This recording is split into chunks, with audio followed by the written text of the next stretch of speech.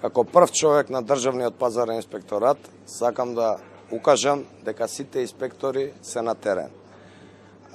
И Државниот пазарен инспекторат работи со својот полн капацитет на цела територија на Република Македонија.